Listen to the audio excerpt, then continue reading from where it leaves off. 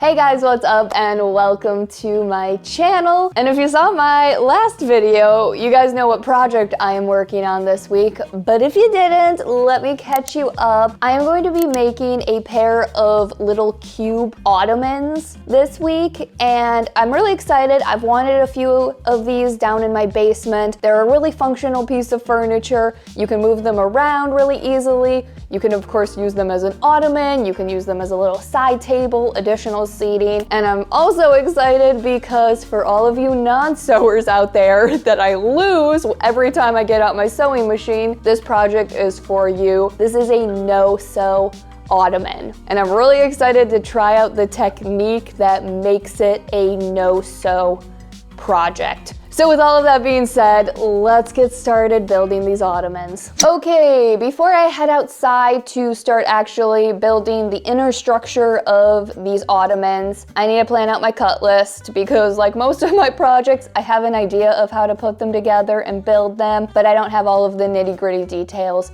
figured out. But this is now since I'm making two of them, this is now my third and fourth ottoman that I have made. I really like making ottomans because it quickly can save you a lot of money. The ottomans I tend to like are on the more expensive side, and these ottomans that I'm building, I'm going to be specifically duping a little over a $300 ottoman. And if I were to get two of them, that's of course a little over $600. And now that I have all of the supplies, I can tell you that it cost me $100 to build both of these. So that's instantly a $500 savings right there. So I'm gonna get started planning out my cut list and then head outside.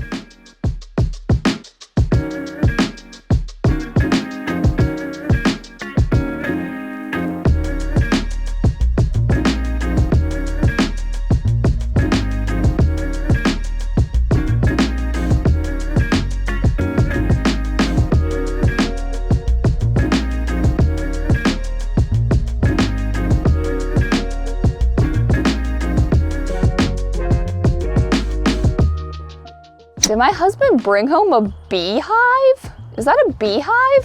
What is he bringing home? Okay, I got sidetracked. So now that I have everything figured out, this building process is going to be easy breezy beautiful cover girl.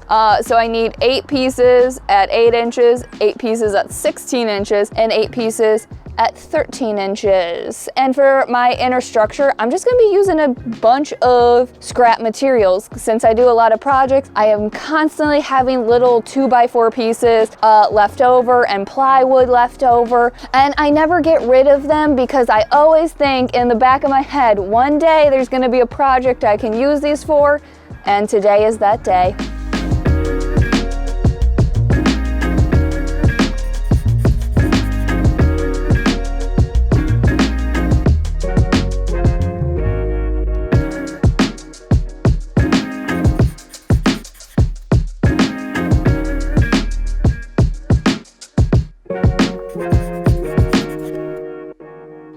Okay, so got all the pieces cut down. Now it's time to start assembling these frames. I need 4 frames, 2 for each ottoman.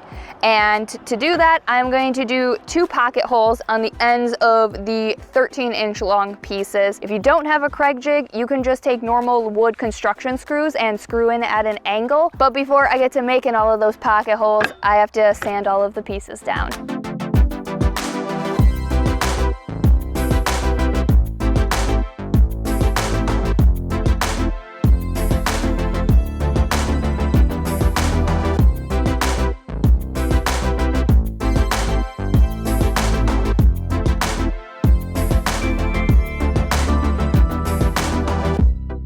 So I need 2 16-inch long pieces and 2 13-inch long pieces. And I find that when I am putting small frames like this together, it's easier to have the pocket holes going on the outside of the frame because it can be hard with such a small space to get your drill to fit in there and get the pocket holes screwed into place.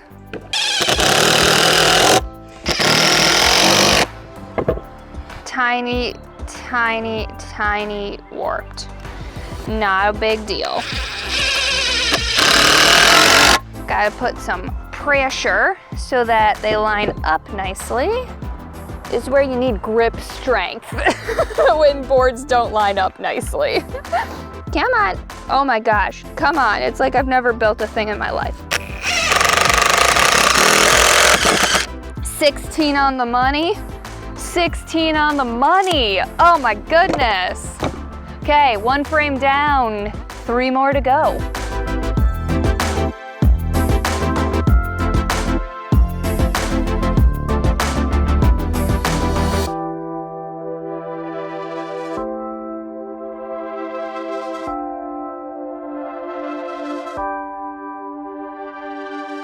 Okay, I had to move inside because the sun was not on my side for filming. So, I went ahead and sanded down all of the 8-inch pieces and then also made pocket holes on each end. And now I'm gonna take 4 of them and put them at the corners like so, pocket holes facing out. I'm getting sawdust everywhere in here. But then I'm gonna take 4 of them and then put another frame like this, and boom, I've got a little box. So I'm going to put all of these together, and then I can head back outside to cut down the final pieces that I need. Flip it over, and ba-bam.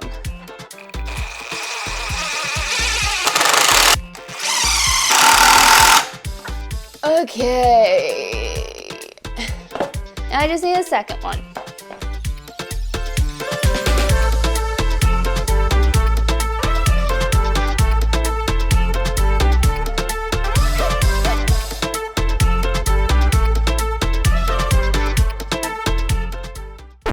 Why are you licking the frame? Okay guys, so now that I have my 2 frames all built, the final thing that I have to do is head outside and cut down some pieces of plywood to go on the tops. And if you saw my last ottoman video where I built the really big one for my living room, you may remember that I cut down thin pieces of plywood for the sides. I figured I didn't need to do that for these because they're so small. So once I get those pieces for the top cut out, it'll be time to upholster.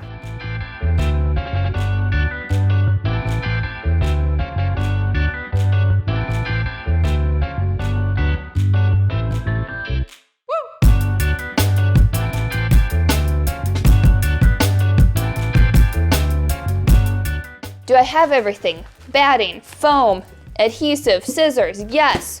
Okay. It's time to upholster. And I got these foam squares that are 16 by 16 at Walmart. It's a pack of 4. They're 1 inch thick, and I'm gonna use 2 on each ottoman. And then I'll attach batting. That's this fluffy fabric, and to attach it I'm going to be using a staple gun. So I'm going to get these 2 things attached, and then we can go from there.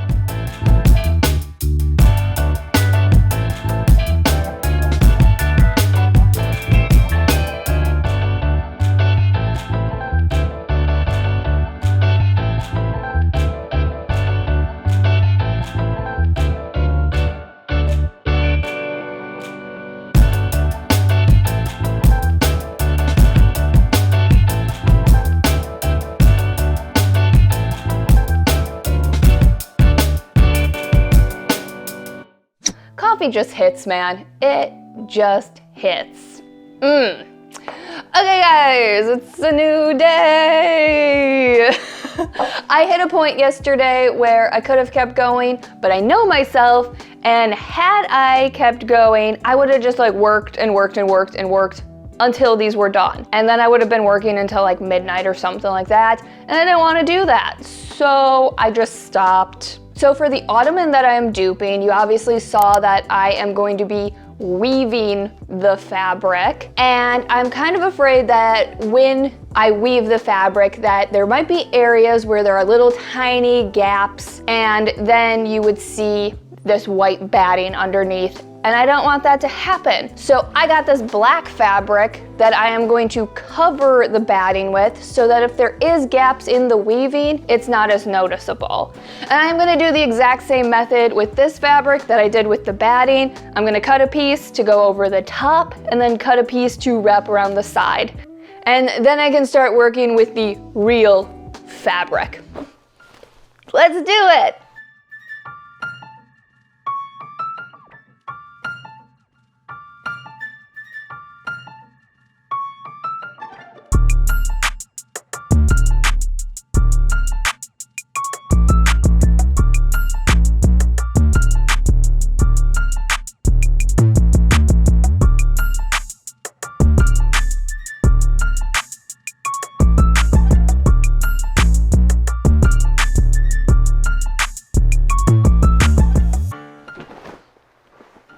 That wasn't as dramatic as I thought it was going to be. Okay, so now it is time to start working with the real fabric and start this weaving process. I went with like this kind of cognac vinyl pleather. To do this weaving technique, you kind of have to go with a fabric that's not gonna fray. If you go with a fabric that's gonna fray, it's either gonna unravel on itself or you're gonna have to sew the edges so that they don't fray. So I am going to get started by cutting just enough pieces to wrap around the edges of this ottoman, and then we can start attaching them.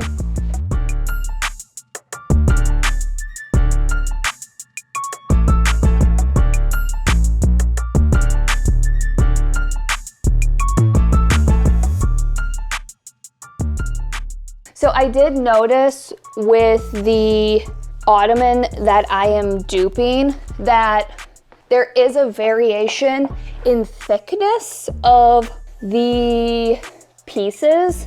So it looks like there were some pieces that were like 2 inches thick and some pieces that were like an inch, maybe 1.5 inches thick. So I am gonna play around with the variation of thickness for these strips, but I am gonna try to get the cuts as straight as possible.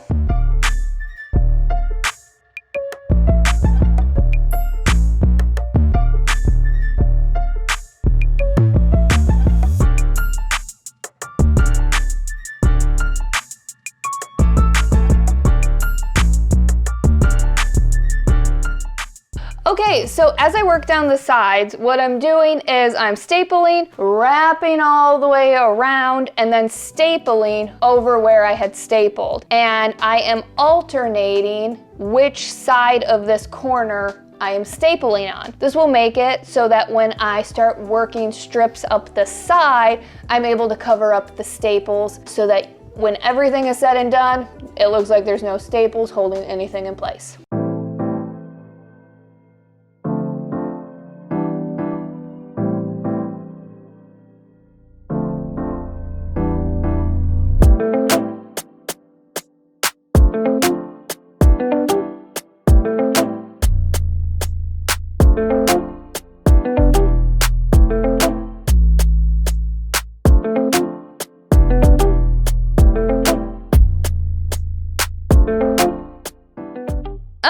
Okay, that was easy. So now what I have to do is cut more strips of fabric to weave up the sides of the ottoman and over the top. Let's do it.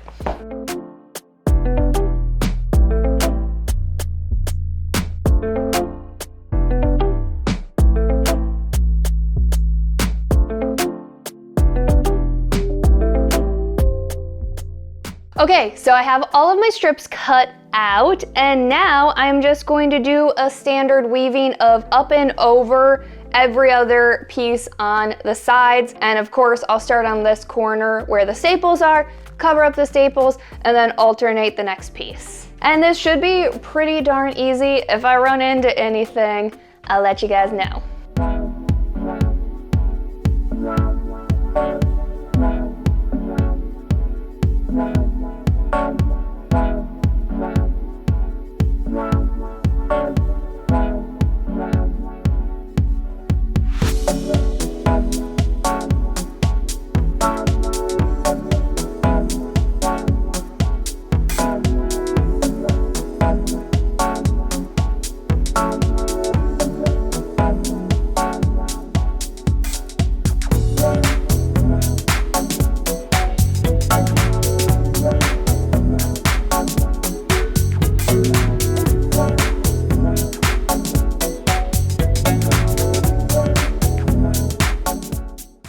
before I move on to the final sides, I had to figure out how I was going to attach this final side piece, because this right here is where the wood stops and this is foam. So I couldn't obviously staple into foam, and now that I have enough pieces in place, I think what will work is using a little bit of hot glue and wrapping it around and then hot gluing back in place just like the staples. And then when everything is woven together, there will be enough tension from the other pieces that everything will stay in place.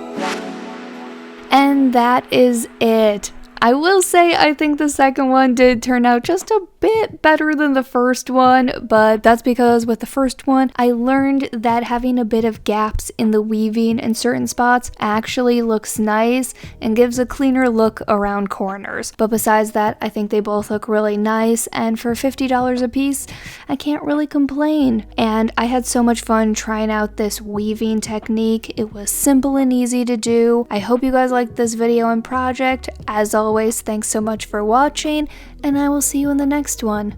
Bye guys.